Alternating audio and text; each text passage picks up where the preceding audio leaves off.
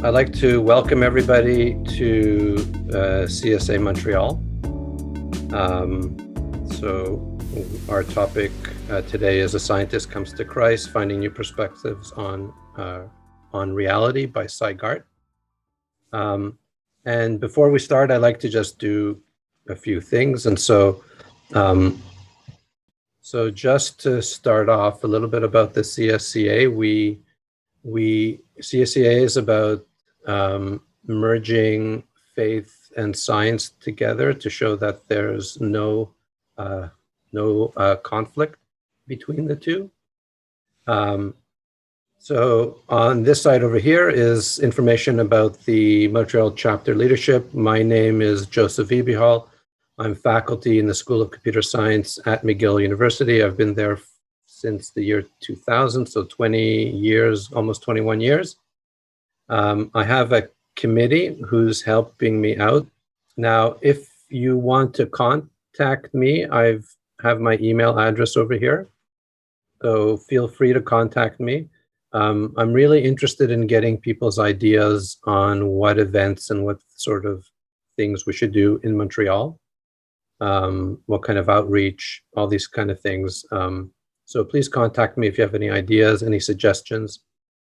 If you want more information about CSCA, there is the blog, Facebook, YouTube, and Instagram. We're kind of all over the place, and you can find really great information, like Chris Barrager's talk that he just did yesterday. Is that correct? Or was it 2 days ago? It was last night. Last night. Yeah.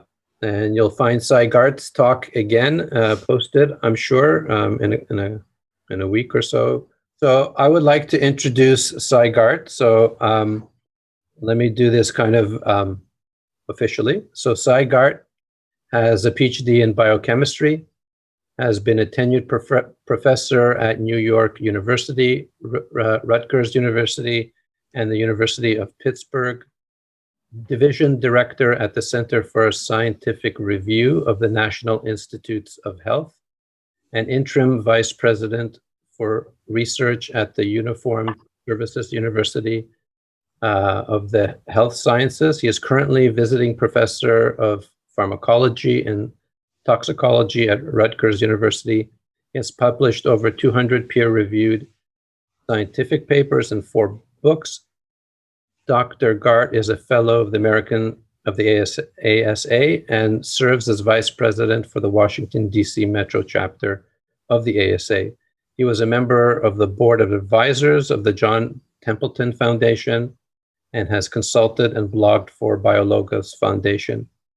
He has published articles in Perspectives in Science and Christian Faith and elsewhere, and is the editor-in-chief of God and Nature. Dr. Garte has given presentations on the interaction of biochemistry, evolution, theology at several conferences devoted to science and Christianity. Dr. Garte became a Christian later in life and is now the lay leader of the United Methodist Church in Rockville, Maryland. And with that, I can take it over from here. Okay, thank you, Joseph. I appreciate the invitation and, of course, that very nice welcome. I just have to correct, I stepped down as lay leader just last year, so I'm now just a regular member of the church. I'll say a few words about my faith journey. When I start showing slides, you'll see one slide that mentions my book, which is called The Works of His Hands, A Scientist's Journey from Atheism to Faith. It's published by Kriegel Press at the end of 2019. It has a foreword by theologian Alistair McGrath, and it includes some details about how I went from being an atheist to becoming a Christian, including where I started from and how I got to where I am now. And I'll just say a few words about that. Details, of course, are in the book, and also I'm happy to answer questions if anybody has any questions about that part of what I want to talk about. So I will tell you that I started out not just as a moderate atheist, as someone who may have been, had a lukewarm Christian background or any kind of religious background. My parents were actually quite militant atheists. They were quite far left. They were actually at one point members of the American Communist Party. And their attitude towards theism, towards Christianity or any religion, was extremely negative. Of course, I absorbed that and in my childhood and remained an atheist for quite some time. I began doubting the atheism when I started studying science and learning things about physics and later biology that were just not consistent with a deterministic, materialistic worldview, which is what I had had before. So I eventually turned into an agnostic where I just didn't think about it much or didn't care much. And then a lot of time passed and various things happened, which are too much to go into now. But among them were some direct experiences with the Holy Spirit, which eventually led me to finally, after many years of thinking about it, to realize that I had become Christian and I believed in the existence of God and the existence of Jesus Christ as my Lord and Savior. And again, that story is in the book, and I won't go into that at all, again, unless there's a specific question about it. What I wanted to talk about today is the question of how did this very sharp change in my worldview from very militant atheist, somewhat to the left of Richard Dawkins even, to a believer and a person who now I consider my mission in life to spread the word as much as possible. And what that word is in my case, is that science and faith, as Joseph said earlier, science and faith are compatible. They're not at odds. They're not in conflict. And when I say science, I mean mainstream science. I'm not talking about science that has been distorted in some way for the purpose of either politics or religion. So what happened when I went from being an atheist scientist to a Christian scientist, small s, okay? In other words, a Christian who was a scientist. And the surprising answer was almost nothing, very little, actually. I was worried about that when I first came to faith because I already knew that many Christians rejected evolution, rejected certain aspects of the Big Bang and astronomy and physics, and I didn't want to go that route. And I was very fortunate to read The Language of God by Francis Collins, who's somebody who I had admired long before I knew that he was a Christian. I admired him as a geneticist. And when I read that book, I realized I wasn't the only one. I didn't know any scientists who were Christians at that time. It turned out I did know them, but they hadn't come out as Christians to me in the academy. And I didn't either for some time. So reading that book gave me, and then later, finding out about Biologos and the ASA gave me a great deal of courage in realizing that I could keep this beautiful new faith that I had that was transforming my life in so many ways, and also keep my scientific worldview. And that was really a profound sense of joy that I was able to get from that realization. So what I want to talk to, but I should say that everything didn't stay exactly the same, because the change in my worldview led me to ask questions that I had not asked before. And many of those questions had to do with my understanding of biology, which is my field, my understanding of origins, the emergence of things like chemistry from physics or biology from chemistry, the emergence of human consciousness. What does it mean to be human? All these things I discuss in the book in detail. And those questions led through all kinds of different paths and reading a lot of books and thinking a lot and reading and writing articles. And what I want to talk today about is actually the first time I've given this presentation. I've talked about other things in the past. And in a way, you're all sort of guinea pigs because I want to see how it goes over. As I said, I've talked to my wife about it. She's here. And that's about it. Let's start with this first slide, which talks about some disturbing trends that you all know about. I don't think this is news to anyone. At the moment, 65% of American adults describe themselves as Christians, and that's gone down 12% over the last 10 years. Now, I don't know the data in Canada or in Europe, but I know that in many countries of Europe, the numbers are much lower. And at the same time, people who describe their identity as either atheist or nothing in particular, the famous nuns, have risen 17% since about the last 12 years. So there's definitely a disturbing trend going on. And we don't really know exactly why. Several reasons have been presented. But one of the reasons is the problem of science being considered to be in conflict with Christianity or religion in general. And the quote that I have here from Richard Dawkins is, I think, a classic quote that really describes the problem.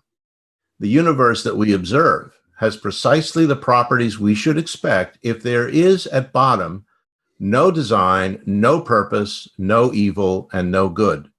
Nothing but blind, pitiless indifference. And therefore, he doesn't say it here, but of course, he then concludes that there is no such thing as God. Now, I've often seen some of my atheist friends online, on Twitter, etc., make the point that claims are not evidence. So what about this? This is clearly a claim. And the question is it reasonable? And I don't think it is. And I'm not going to go into great detail, but there are many pointers to the existence of purpose in the universe. And I have some listed here: the fine-tuning of the physical constants, the beginning of time, the emergence of forces and laws in the universe, the emergence of chemistry, the emergence of life, and that of consciousness. And I'm going to talk about the emergence of life in this talk. Let me start out with a sort of a fable analogy. If you've read my book, you know I like fables. Oh, sorry about that, I forgot. Let's say you see a house that you really like, shown here on the top, and you decide you'd really love to have it, but it's not for sale. So what you do is you decide you're going to build an exact copy of that house. And you could do that. It wouldn't be easy, but you could get a contractor and you could, builders, and you could build a house with all the greenery around it and make it look identical to the original house. But you don't want to stop there because you really love the inside of the house as well. So you want to get an exact copy of everything that's in the house. All the furniture, all the books, all the records or DVDs or whatever, and paintings on the walls. You want everything exactly the same. And you could do that too, but that would be much more difficult. You'd have to find all these different books. You'd have to get copies of all the pictures. But you could do it. It would be possible. But the one thing you could not do ever is find a house that would replicate itself, that would make a copy of itself. No house, no factory, no anything can make copies of itself. We know that. In fact, the only thing that exists in the universe that can make a copy of itself is a living cell. It's the only self-replicating entity. And when a living cell divides, it makes two copies of itself, and they are incredibly accurate in terms of how much they resemble each other and their parent cell. In fact, the DNA and most of the molecules in the cell, including most of the proteins, are 99.9999% the same as in the original cells. That's a huge amount of accuracy, a very strong replication fidelity. This is modern life. And it's true for all cells. It's true for bacteria. It's true for all the cells in our bodies. The only entity, and I'm not sure if I should call it life, that doesn't do this are viruses, and that's a whole nother discussion. But all cells have this very high replication fidelity. And what is that? What is the significance of that fact? As I said, only living cells replicate. Molecules don't. Even people talk about DNA replication, and DNA is replicated, but it doesn't replicate itself. It requires enzymes and many other molecules for its replication. And the other implication of this is that it turns out that biological evolution by natural selection requires that kind of very accurate replication of that very strong heredity. I've debated a few times with young Earth creationists, and one of them in particular always likes to say a butterfly only gives birth to butterflies, and a sheep only gives birth to sheep. And I always say, yes, in fact, that's an important part of evolution. You wouldn't have evolution if sheep gave birth to cows. That wouldn't work. You have to have a very, very accurate degree of self-replication of animals and plants in order to have evolution. Now, it can't be 100% accurate because you have to have some variation. Because after all, natural selection and evolution is based on the fact that there's variation in any population. But if you have less than, say, 99 or in some cases 98% accuracy, then any change that occurs in a particular organism may not get passed down to its offspring with high fidelity, because, fidelity is not very strong. And if that happens, you don't get natural selection because you don't get the transmission of that new phenotype, of that new characteristic to the children of the original animal or plant. And we know that evolution is by natural selection is a cornerstone of life. And what I was just saying is that evolution requires this high accuracy self-replication of living cells. And I've already mentioned that only life has that kind of high accuracy self-replication. Now, you could ask the question, well, how accurate does replication have to be in order to allow for life and evolution to go on? And this slide is the only one I'm going to show of actual data that I did. It comes from a theoretical paper that was recently published in Acta Biotheoretica, and I have another paper extending it that's about to be submitted. And what I found was that if you look at the survival probability on the x-axis, sorry, this is about as technical as I'm going to get, but I can't resist showing it. And you look at replication fidelity on the y-axis, there is a region here. This is sort of a phase transition curve for the chemists in the group. There's a region here with where if the survival probability is low, you don't get life or evolution, even with complete replication at any level of replication fidelity. But as you increase the survival probability, you have to have a minimal degree of replication fidelity in order to be in the position where you have life and evolution. So both survival and replication fidelity, which are the two main ingredients of fitness, are critical to allow for evolution. And as you see here is the minimal value of replication fidelity before you start losing the ability to evolve is around 55 or in some cases 65%. Okay, we'll get away from the technical details now. So let's talk about what this means. if chemicals cannot self-replicate and self-replication is required for evolution, how did replication of the biochemical components of life begin?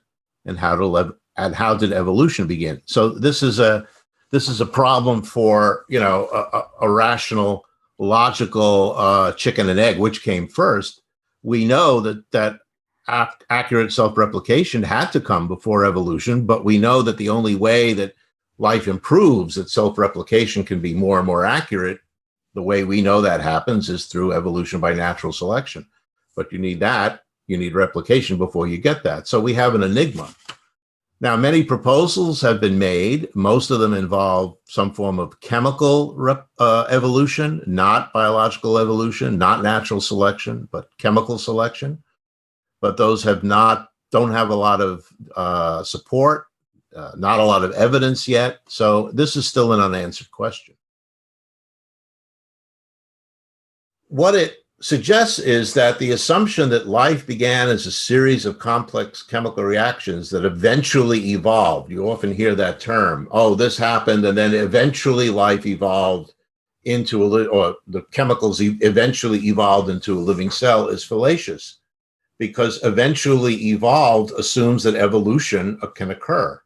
And it doesn't seem that that's possible until you have that kind of self-replication accuracy. So what I'm proposing is that the origin of life must have involved something in addition to natural chemical evolution or chemical reactions in order to allow for the origin of life. In order to allow for the origin of evolution. And once you have evolution, now everything just happens as we already understand evolution working. The problem is to get evolution started. So the question is, what is that something? Now, we could simply say, well, it must be God's creation, but that, of course, would be a God of the gaps argument. And I would prefer not to say that. What I think instead is that what we're looking for in that something else is purpose, or sometimes called teleology. In other words, I would propose, and I'm not the first one to propose it, many have, that teleology is an essential part of whatever it is that allowed life to begin and start the process of evolution. And the reason I have a picture of my book here and the title is because I'm going to read a very short passage from chapter 5 of that book, a chapter about evolution. And that will explain what I'm getting at. The idea that evolution is blind, with no purpose or direction, is not consistent with a Christian view of an actively creative and omnipotent God. For scientists of Christian faith, it thus becomes important to determine if purpose, or teleology, is part of the evolution of life. The scientific mainstream has been opposed to this idea for a long time, and many have written that the idea of purpose in evolution or in biology is contrary to the very fabric of Darwinism. And I was firmly in that camp myself in the past. Now I believe that there's a good case to be made, a good scientific case to be made, for the role of a directed purpose in the progress of life. And that is a case based on our scientific knowledge of how evolution works. Teleology, which is defined as goal-oriented or purposeful action, is clearly present in the biological world. Animals, including us, do indeed act with purpose, something that even atheist philosopher Daniel Dennett agrees with. But I would go further and say that I believe the root of purpose in life is built into the central, deepest biochemical essence of the evolutionary process. So that little passage from the book explains what my idea is, or what my proposal is.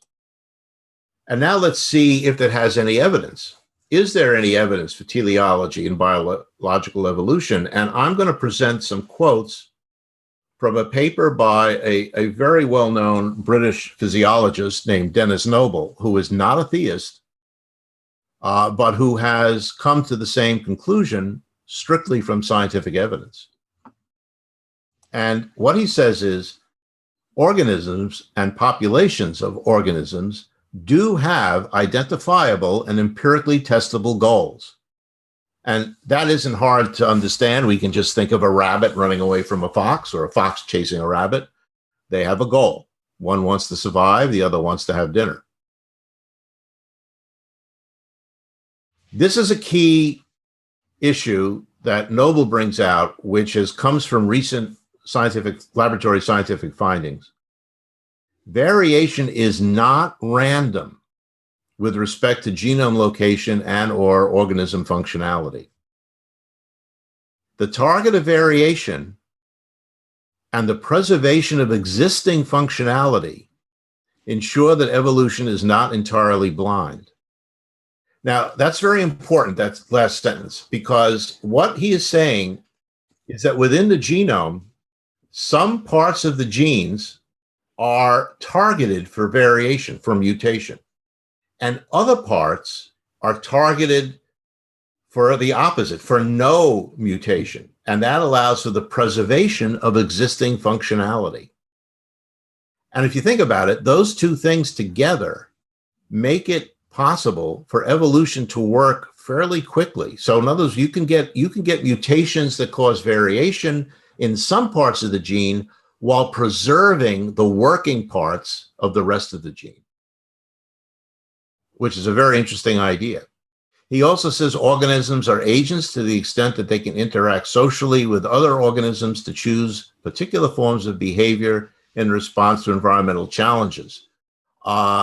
And I know we have with us today a colleague of mine, a friend, One Pagan, who is a biologist who works on fairly primitive organisms that do exactly this. So we'll be happy to ask him later what he thinks about all this. We also know that things like bacteria do this as well. They don't think about things, they use chemical signals, but they are agents and they do interact with other organisms. Let's get back to this thing about that Noble said about mutation, variation, and keeping things constant, preserving the functionality. And the example he uses, which is a great example, is not actually an evolution, although it is an evolutionary type mechanism, and that is our immune system, something that we're all thinking about these days quite a bit. And the way the immune system works, I can't go into great detail because it's very complex, but I'm going to say a few things about it.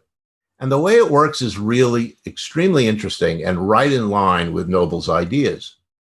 These long things are genes. These are different genes. Every gene in the immune system, genes that code for antibodies, have two regions, a variable region, and at the very end of that variable region is a part that codes for the part of the antibody that receives, it's the receptor that receives the antigen, the bad thing that has entered your body. And then there's a region, the C region, which is black, which is constant. And you need that part of the gene to make the antibody, work in every other way other than the part of binding to the antigen. And the V, the variable region, undergoes hypermutation, a huge amount of mutations that change this region, and especially what they change are these different receptors on the end. And there could be 1 million of these different kinds of antibody proteins circulating in your bloodstream at any one time with 1 million different receptors. And there's only a couple of them each. They actually don't float around by themselves. They're attached to cells called B cells. We'll get to that in a minute. And what happens is each one of these receptors can bind a particular kind of antigen. So for example, this one, this blue one, and all these others bind very specific antigens. Now, if you look at this carefully, you might see that I made this slide, and you might conclude that I'm not really a perfect designer because this doesn't completely fit right. Neither does this. None of them actually fit perfectly to the receptors, none of these antigens. And that is true. I'm not a very good designer, but actually it turns out this is exactly correct. One of the strengths of the immune system is that, for example, this moon-shaped receptor will bind lots of similarly looking things. It doesn't have to be exactly a circle or exactly this shape. It can be anything that's sort of roundish. And it doesn't have to be exactly orange. It could be, pink or red. Why is that important? It's important because so far, no antigen has ever been found, including antigens that are actually chemicals that were invented way after this evolved, that does not bind to some receptor. So this system is incredibly good because it really will attack whatever you put into your body. There will be some receptor on some antibody that will find it and bind to it and get rid of it. Actually, now that I've said that, I remember there are a couple of exceptions, but those are very rare. This is true for virus. It's true for the spike protein. Let's pretend this is the spike protein of COVID. It's true for anything. So what happens next? Well, what happens next is very interesting. As I said, these antibodies with their different receptors are all attached to cells. These round things are cells.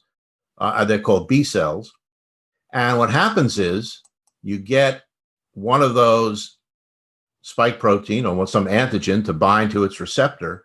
And as soon as this binding occurs, it triggers a reaction in the B cell, and the B cell begins to divide like crazy, producing millions of identical B cells, all of which have the same receptor and all of which are now able to bind these antigens. And if this is spike protein, and if this is COVID-19, this is spike protein, you've got B cells that will recognize the spike protein.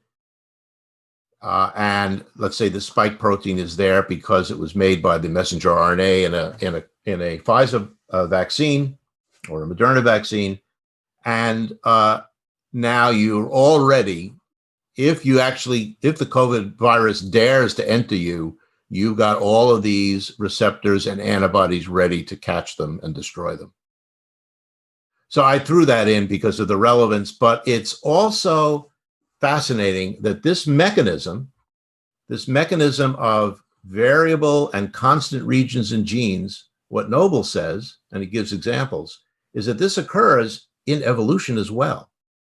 That there are many genes which have these constant regions. They're not quite as constant or quite as variable as the immune system genes, but many of them have regions which are much more susceptible to mutation through various mechanisms I can't get into, and other regions which are very unsusceptible to mutation. And we can assume that this gene makes a protein. It could be an enzyme, it could be anything. And all proteins have a shape, and that shape is very important to their function. So if you made the same number of mutations throughout this gene, you could end up destroying the shape and the protein wouldn't work. But if you only get a mutation in the variable region, let's say here, you will get a change in the protein from the original one to the mutated version, which may provide a benefit and which may help the protein work better, but at the same time, you haven't made any change to the rest of the protein shape. So the enzyme will still work.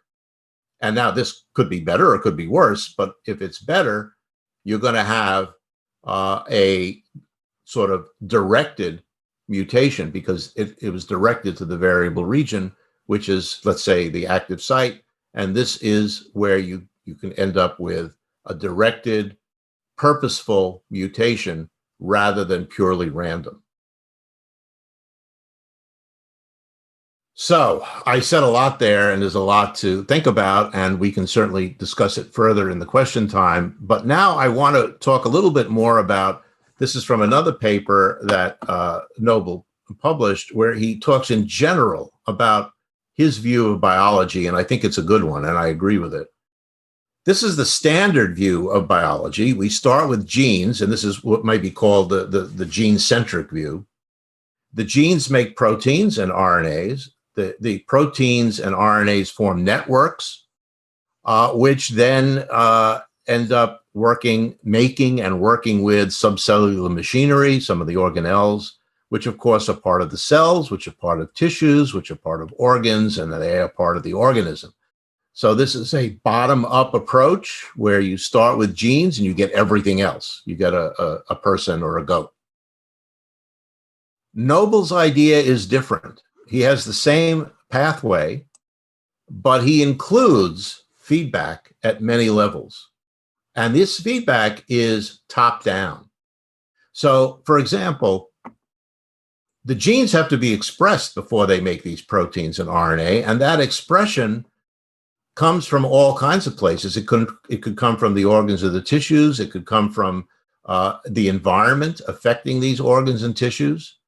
It could the proteins that are made also feedback to the genes. There are proteins which are repair enzymes that go back and repair genes, or some of these proteins, some of these enzymes actually do repair in a way that makes more mutations. In other words, they do error-prone repair. They actually create higher levels of mutations. A lot of bacteria do this when they're in really deep trouble. They say, well, we're going to die anyway. Let's just mutate as much as we can, and maybe something will work. And 9 times out of 10, it does. So there's feedback. There's also higher levels of cell signaling that come from the organism or the organs itself to the cells. And that's true, of course, we're talking about multicellular organisms.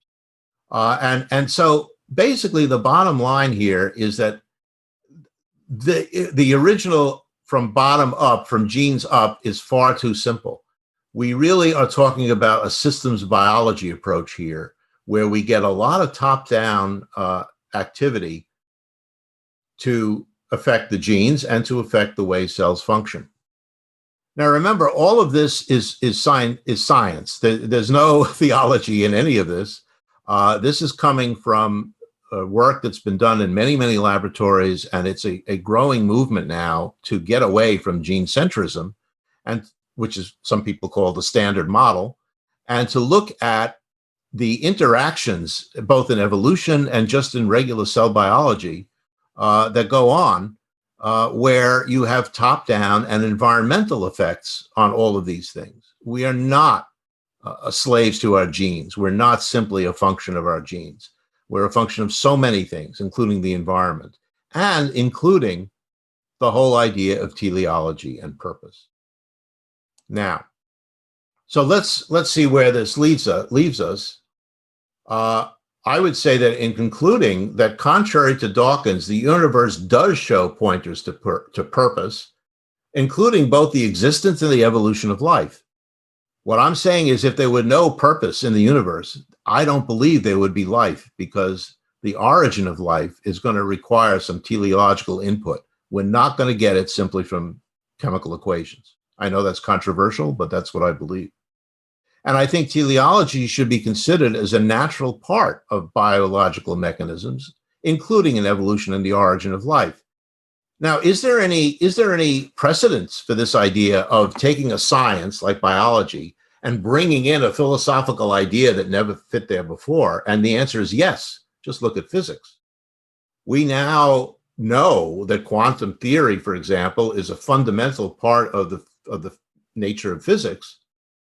But if you ask somebody in 1890 or before the beginning of quantum theory or even relativity, if you ask them whether time could slow down or speed up depending on how fast you go, or if two particles could be entwined so that if one spins up, the other spins down, and they could be light years apart from each other. If you ask whether the observer effect was real, things depend on whether they're being observed.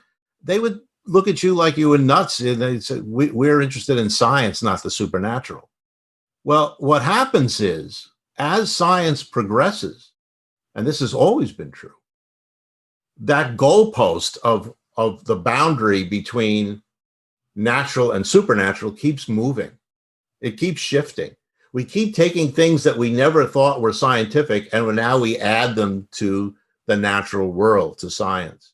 And I think that we're at that stage in biology. We're at that stage where we have to look elsewhere. We have to look for some other principles that we can incorporate into biology to really understand life. And I'll just conclude with a rewording of Dawkins' quote.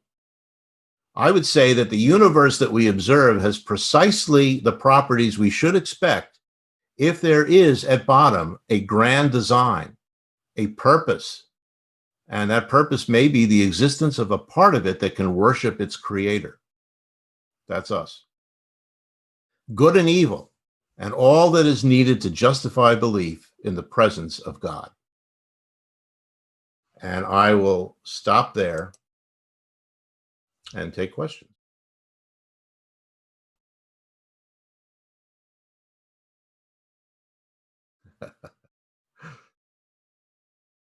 That was great, Si. Thank you very much. That was very, very interesting. Thank you. Thank you, Ed.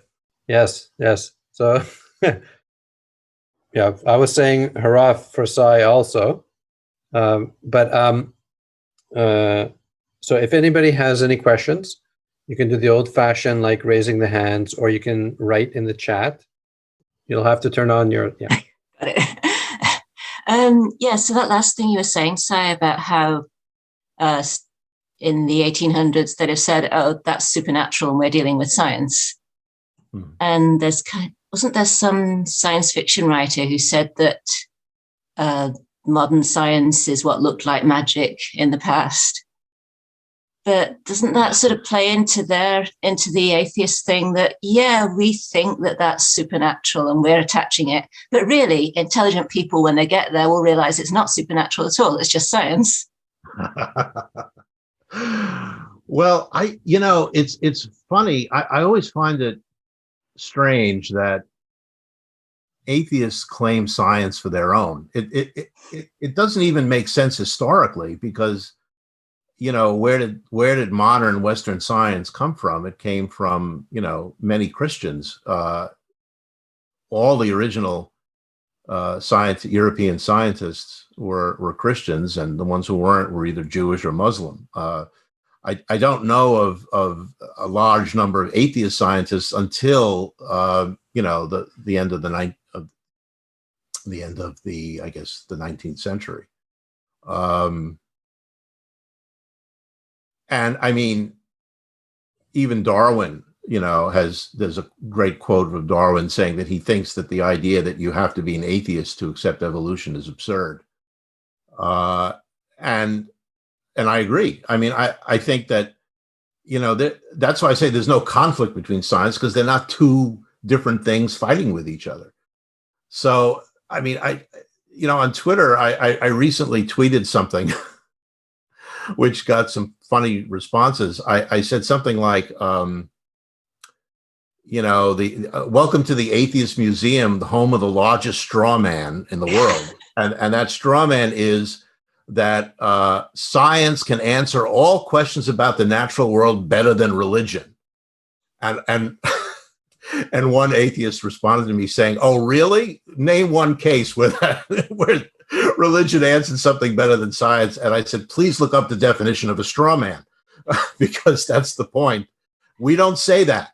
I don't know anyone who says, the famous thing that thunder was Thor throwing lightning bolts. I think that's in the past. It hasn't. That's not something that we're talking about. When we talk about God, when we talk about our belief in God, we're not saying, well, we're saying that God did it, of course, but God did everything. So it's not. It doesn't mean that that's explaining where thunder comes from or where anything comes from, and we're not looking for explanations except in science. And I think everyone at ASA and everyone that we talk to who's a scientist of Christian faith would agree with that. So yeah, I think it's important to understand that some atheists, I shouldn't say all, some atheists who are not as sophisticated in science as they wish they were, will make that kind of mistaken argument that that nothing is supernatural; it's all natural.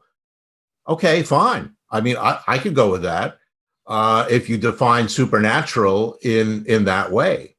If you define supernatural as including God, including what the mysterious kinds of things we do in Christianity and in any religion, well then no, because that's a different thing. Okay, and I don't think science will ever impinge on that issue. We'll never prove that God exists. We'll never prove scientifically that God does not exist or cannot exist. It's a separate issue.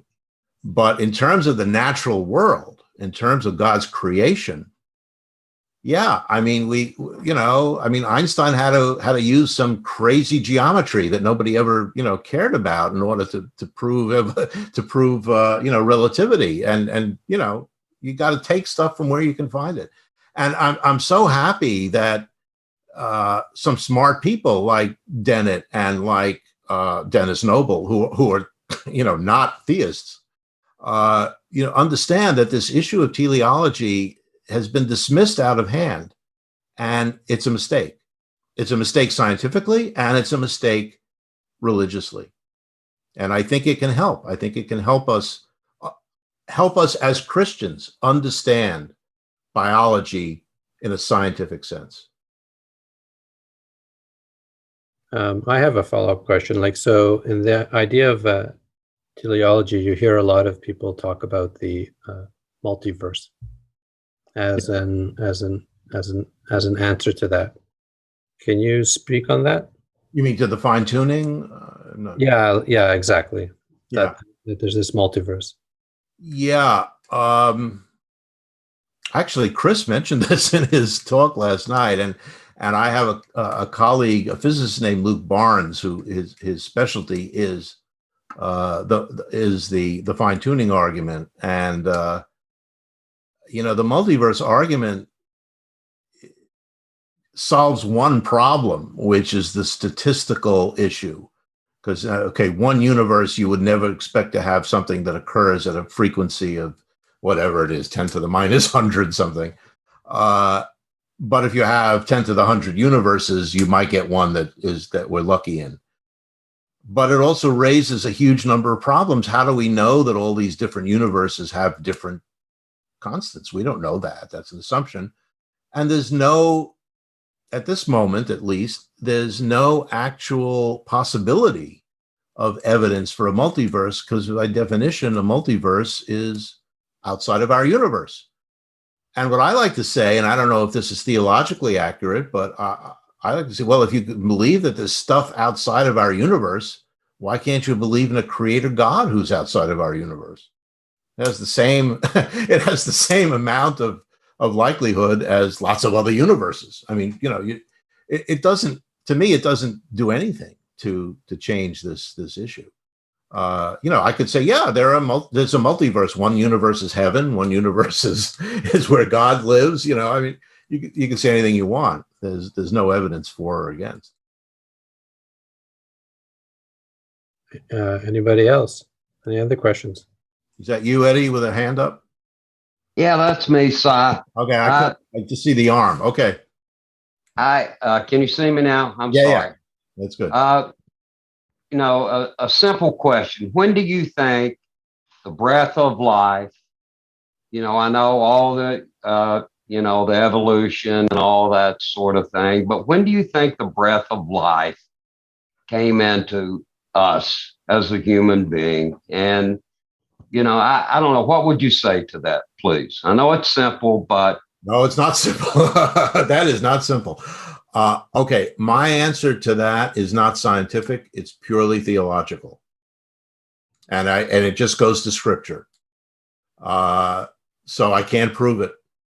But I think the breath of life came into humans when God breathed, it's right out of Genesis, when God breathed life into Adam's nostrils. In other words, we have been granted a soul. That's the breath of life to me. What I understand is the breath of life. Now, I don't know if this is even theologically accurate, but there are times when I just have to say, well, got to go to scripture for this. What can I say scientifically? Well, I think that we can say that Homo sapiens, as a species, followed the evolutionary pathway, has a common ancestor in the hominids, along with chimps and gorillas, etc. And we evolved, into what we are today in terms of our bodies 200,000 or 300,000 years ago. And I have a whole chapter of this in my book. To say that human beings are just like any other animal, to me, doesn't work. It just doesn't work. And I base that on the evidence that I get every second of every day of my life, including right now. Okay. Here we are looking at each other. We're all over the map. How many chimps have been able to do that? I mean, that sounds trivial and stupid, but it's not. There's something about humans that's really, really different from any other animal. And I understand and I agree that chimps and dolphins and pet dogs and all kinds of animals have amazing human-like characteristics. I had a colleague who studied orangutans, and that was her main idea, was to show how human-like, communication, art, various things that primates can do that we do. That's all true, and you can't argue with that. But if you think that we're nothing else than, a slightly more intelligent naked ape, sorry, look around. Look in the mirror, look at your friends, look at your family. No, I don't go there. And I think that's scientifically justifiable. And that's why I believe in the Imago Dei as a theological principle. Thank you, Si. Thank you. Yeah, Roy. Yes, so thank you. Not being a biochemist of any sort at all, I just take what you're saying at face value. But my question is about what you call teleology and the intelligent design movement. And what's the difference? Oh, great question. Thank you. Okay, so they would agree, the intelligent design movement would agree with a great deal of what I've said. But I don't agree with them on some basic principles. And what I usually say is, what I find most difficult about intelligent design is the title. And the reason is, I think it's demeaning. I mean, obviously they're talking about God as the intelligent agent. I don't think God is intelligent. That's like, many of you people here, some of you are very intelligent. I know you. God is not intelligent. He's divine. And I agree that the universe and life is designed, but it was designed by God. It's divine design, and not intelligent design. So I don't like the title. And what I especially don't like about ID is that they're not proposing anything scientifically. They're deposing. In other words, whatever that word is, they're all their arguments are negative. And I especially object to their negative arguments about evolution. Evolution can't happen because the chances of a particular protein being made are such and such. It's scientifically invalid. These are smart scientists. I know them. I know many of them personally. They're not stupid people. They're very smart. And I don't like the fact that they're distorting, the real science for the purpose. I mean, they have a strong purpose. Talk about purpose, and that is to promote a view of life which is just goes against scientific understanding, and it's silly, because the point is, see, here's why I think anti-evolutionism, whether it's evolution, whether it's creationism or ID, anti-evolutionism is silly because it is not atheistic. Evolution is not an atheistic viewpoint. In fact, there is an argument that you could make based on what I showed you about replication fidelity in the origin of evolution. You can make an argument that evolution is a great piece of evidence for the existence of God. It's a wonderful tool to create life, to develop life as the way we have it. And Chris last night actually opened my eyes quite a bit when you were talking, Chris, about, life elsewhere, right? I mean, and the whole idea of lots of space and, big numbers. I mean, and evolution uses huge numbers. Think of all the species that have ever existed. And I think that evolution is God's tool. So the whole idea behind ID of trying to say that evolution is wrong is misguided. What they should be saying is evolution is part of the design. And if you don't want to call it intelligent design, I'll call it divine design. But that's what evolution is. It doesn't go against God at all. Thank you. So I could ask you a question on the teleology. Yeah. Could you throw up your slide again on the genes to organism ladder? Yeah. Okay. Hold on one sec. I will get With the top-down feedback portions as well. Got it. Earlier on, I think you identified a couple of aspects of where teleology shows up in an earlier slide where you defined it. I'm wondering if you just play that through for me again here, where those teleological elements are at play on the ladder. Right. So I would say that certainly all the top-down arrows indicate a purpose. In other words, there's a reason. So in other words, if an organism feeds back information to cells, it's because that organism may be experiencing an environmental stress. And that stress calls for a response. And there's a reason that the organism will feed back to cells and tell the cells, make this hormone. We need it. We are the organism. We need your hormone, guys. So make it, please. And there's a reason that the organism needs that hormone, and that is to either to survive or to mate or to whatever. So this top down also, okay, you have a gene, you have genes, and you have various products of the genes. And let's say you're a bacteria and you're in deep trouble because all you eat is glucose and there's no glucose around, or sucrose, say that. There's no sucrose around. So, but there's lots of lactose. So now you want to tell the genes, look, could you either find a lactose gene or maybe mutate into a gene that will allow me to eat lactose? Do something, because we need to survive. We have the purpose of survival. We have the goal of surviving, of eating, whatever. So all of the top downs do that, including gene expression for the same reason. I think some of the bottom up also, okay? So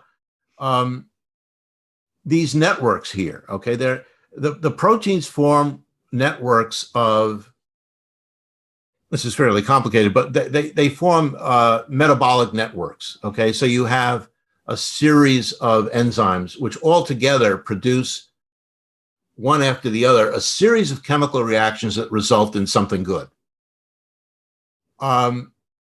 Okay, why?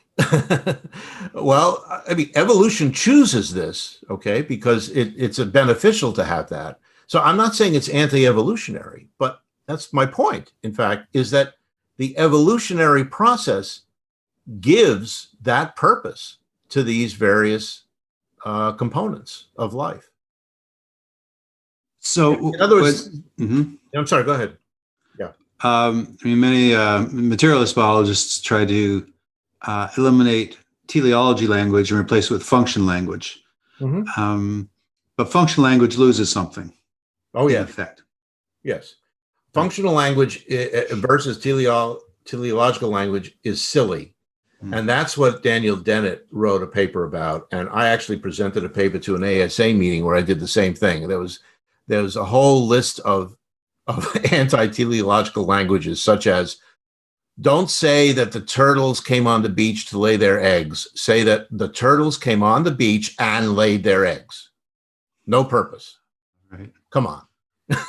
I mean, that's what Dennett, who is clearly a militant atheist and doesn't care about God at all. That's where he came in and said, "You're being silly, folks. There's clearly a purpose and there is a function." We talk about every enzyme in the body as having a function. What is the function of that enzyme? I have a slide. I don't have it here, but it's somewhere I could look for it. That has quotes from, molecular biology textbooks where, where the quotes are purely teleological. The purpose of this protein is to do this. The function of this is to do that. I mean, getting rid of teleological language is a reaction to the overuse of teleology, or even the reaction to some earlier theories of how biology worked that were very heavy on teleology. And when it was discovered that that was not always the case, in other words, mutations, let me go back to a quote by Darwin. I don't have the exact quote, but basically what he said when he was talking about variation, he said, "I have spoken about variation as if it is entirely random or without purpose, and I don't know that to be true. It's just something I assumed." He makes that very clear in Origin. The first time it was discovered that mutations may not be random was in the 1940s with the Delbruck and Luria experiment that showed that because it was a hypothesis that if cells were in trouble, they mutated to help them get over it. And that was rejected by the results of that single experiment, well, a few experiments, using fluctuation analysis to show that no, what happens is you get a lot of mutations and the ones which are beneficial survive, and the ones that aren't go away, or they kill the animal, or they kill the organism. Recent experiments have shown that we were too hasty, just as Lamarckianism is coming back with epigenetics. It turns out that teleology is coming back too in mutations.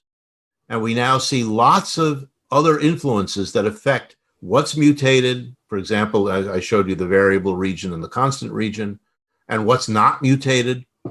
And there are obviously more mechanisms to come. And I think eventually we will find that this whole,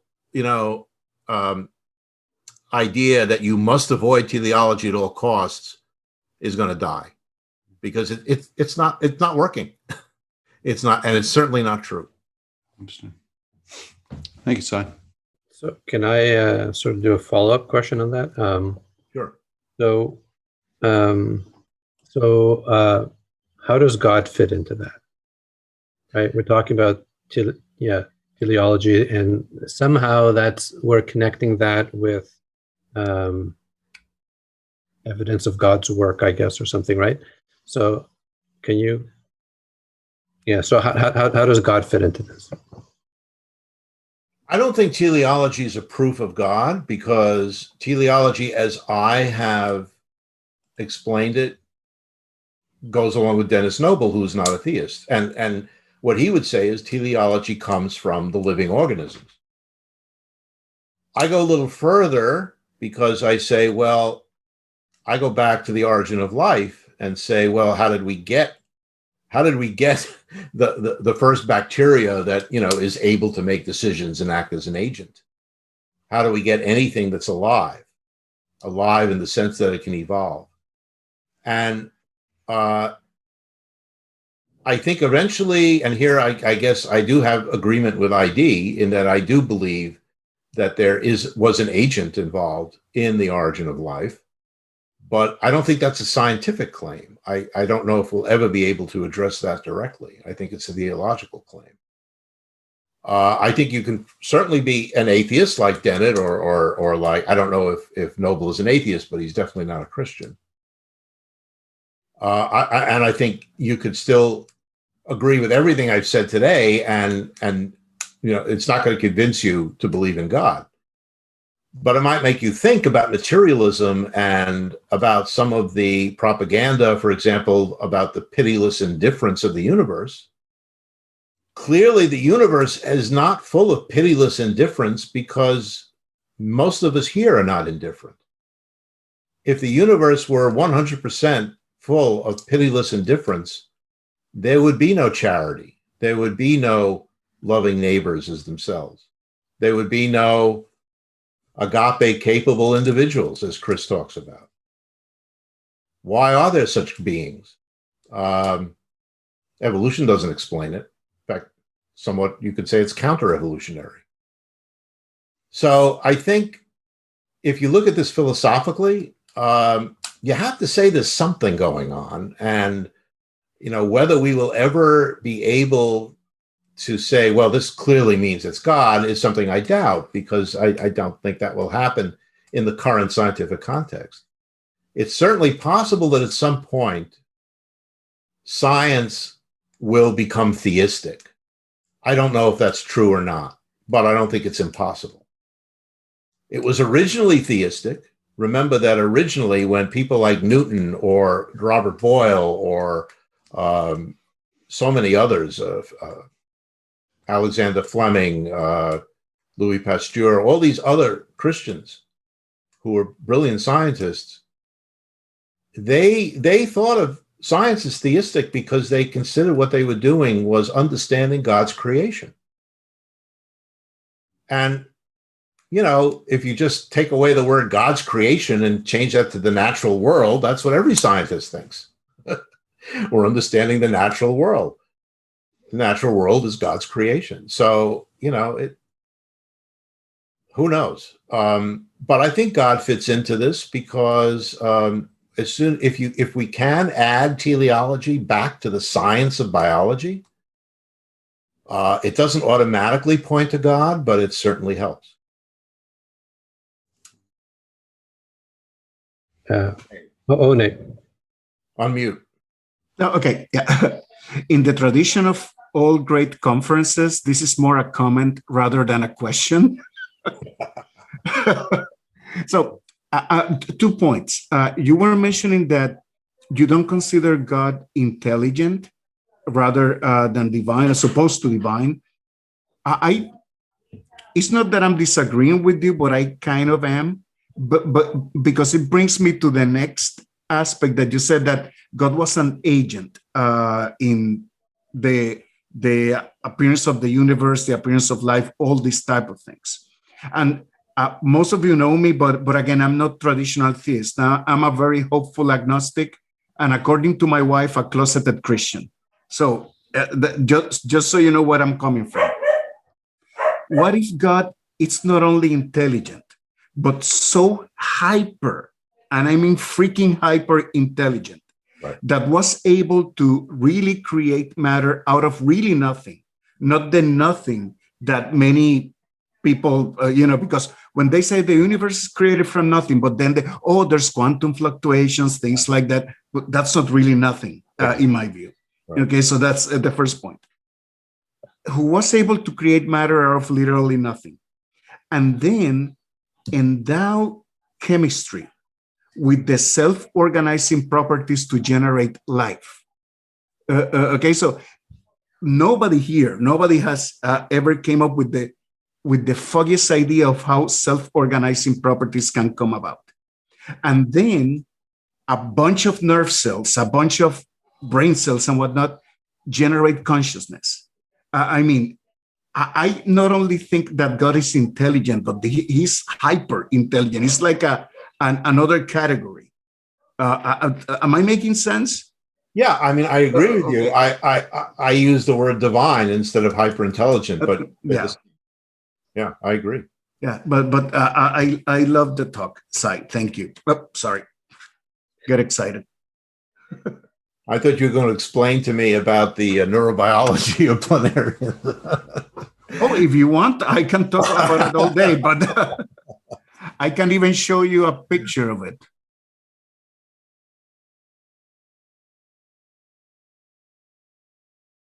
These are my worms. Yeah. Just to explain more about One, those are the first organisms that actually have brains, or brains, and his book is The First Brain. So another look him up as well as, besides getting Chris's book and my book, you also should look into One's books. Who else is, and Sheila. Okay, we have another writer here, Sheila Deeth. But she writes fiction, so you have to like that stuff, which I do. But anyway, any other writers? I wrote a computer science book, but that doesn't count, I guess. So it's been an hour and 20 minutes. This is really fantastic. I'm not sure if I should be closing it slowly, but maybe I'll let you guys sort of, if there's a lot of questions, maybe I'll keep going for a bit.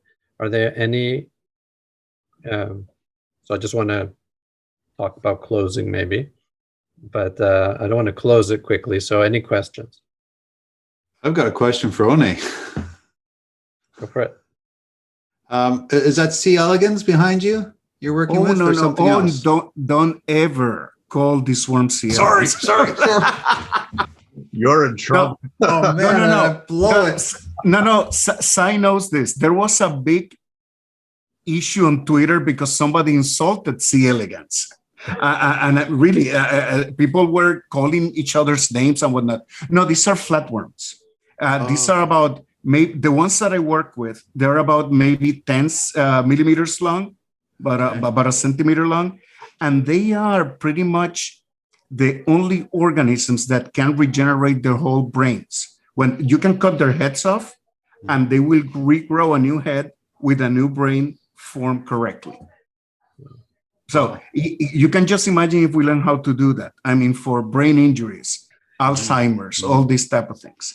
What I use them for is to study pharmacology and to study abuse drugs and things like that. But I'm getting into regeneration, actually combining the fields of pharmacology and regeneration. And they're fun to work with. They're cheap. They cannot bite you. They cannot, it's really good to work with. Very interesting. So you said they're almost the only ones that do that. Are there others?